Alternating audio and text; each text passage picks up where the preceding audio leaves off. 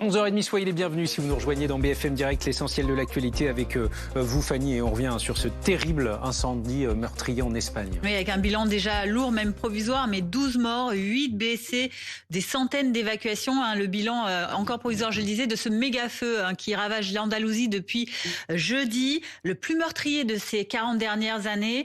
Laura Cambo, alors vous êtes à El Marchal, je crois que la connexion est difficile avec les circonstances. Voilà, c'est bon, on a réussi à rétablir la connexion. Laura, je le disais, vous êtes à El Marchal, tout près de Los Gallardos. C'est de là que le feu est parti jeudi, avec aujourd'hui une priorité pour les secours, retrouver les personnes disparues et identifier les victimes. Oui, les victimes qui sont au nombre de 12, en fait, les corps ont été tellement brûlés qu'on ne connaît pas leur identité. Alors, il y a l'Institut médico-légal d'Almeria, le principal institut médico-légal régional qui a pris des traces ADN et ces échantillons, ils ont été envoyés ce matin à Madrid. À partir de là, nous devinerons enfin quelle est l'identité de ces personnes.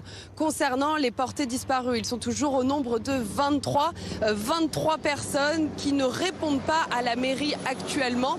Eh bien, ces 23 personnes, il y a leurs proches qui donnent des informations, des données GPS, qui donnent des informations pour tenter de les retrouver. Il y a des battues qui sont organisées dans ces terrains complètement calcinés pour tenter de les retrouver. Et puis, vous venez de voir passer un Canadair. Vous précisez que le feu reste toujours actif. Il y a 6600 hectares qui ont brûlé et les sapeurs-pompiers, 500, sont à pied d'œuvre. Merci Laura Cambo en direct d'El Marchal avec Colline Chambol pour les images. Les incendies en France aussi, bien sûr. 61 départements aujourd'hui en risque élevé, donc orange au feu de forêt. Ce sont les 2/3 du territoire qui sont concernés, dans la moitié nord, vous le voyez, du pays. Les incendies pour lesquels 32 personnes suspectées d'être à l'origine de départs de feu ont été interpellées dans 22 départements depuis le début de l'été. C'est l'annonce de Laurent Nunez, le ministre de l'Intérieur, ce matin, et un début de saison d'une exceptionnelle intensité avec plus de 25 000 hectares d'ores et déjà brûlés. Près du double par rapport à l'année dernière à la même date. Des incendies forcément favorisés par les très fortes chaleurs, la canicule, la 3e depuis le mois de mai, Fanny. Avec cette vigilance rouge, donc maximale à la canicule dans 24 départements de l'Ouest, du centre, de la région parisienne, vous le voyez sur l'écran. Elle concerne un tiers des Français. 59 autres départements sont en vigilance orange, des Pyrénées à l'Alsace, avec des températures maximales attendues autour de 35 à 38 degrés et localement même des pointes à 39 degrés du côté de Bordeaux ou encore de Rennes. Dans ces circonstances, gare à la noyade. 131, c'est le nombre de personnes qui se sont noyées depuis le début de l'été, annonce de la ministre des Sports Marina Ferrari. Près de la moitié dans des zones non surveillées et non autorisées et 20% dans des lieux privés comme des piscines. Mathis Pires, on vous retrouve à Lacanau en Gironde où des mesures de prévention sont mises en place.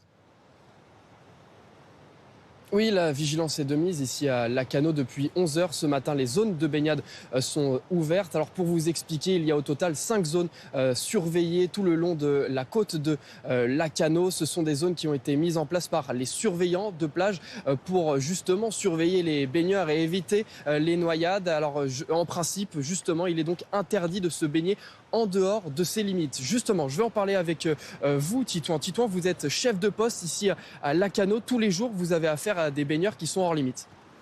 Oui, comme on commence l'ouverture à 11h et la surveillance à 11h, avant ça, les gens n'ont pas l'information de savoir où aller se baigner. Donc, il arrive qu'à partir de 11h, on soit amené à aller faire ce travail de prévention auprès des gens, leur expliquer que la baignade se fait entre les drapeaux rouges et jaunes, en face de la chaise avec mes collègues maîtres nageurs sauveteurs.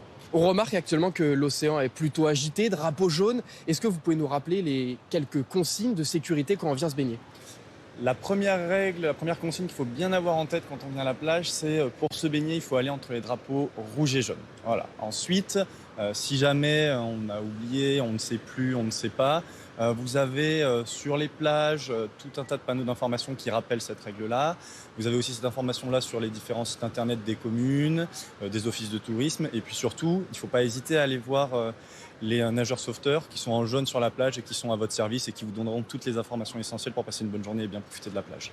Merci Titouan. Alors voilà, même si avec ces fortes chaleurs, l'appel de la baignade pour rafraîchir le corps est forte, grande vigilance puisque le risque ici, c'est de se faire emporter par les baïnes, ces courants très puissants qui peuvent vous emmener vers le large.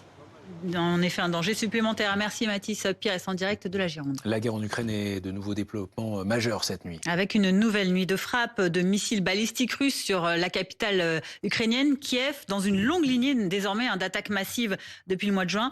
Les deux séries d'explosions ont fait 6 blessés, dont 3 personnes hospitalisées. Des tirs au lendemain de frappes, cette fois-ci de drones ukrainiens, sur des infrastructures pétrolières en Russie, ainsi que sur le port de Tagarong, au sud du pays. Et puis un mot de basket. Fanny, le Français Victor Wembanyama qui prolonge sa carrière aux États-Unis. Bravo. Et oui, Wemby, il l'avait dit, je suis là pour rester. Wemby qui a donc prolongé son contrat chez les Spurs de San Antonio. 220 millions d'euros pour 5 ans dans la franchise, un record pour un jeune joueur.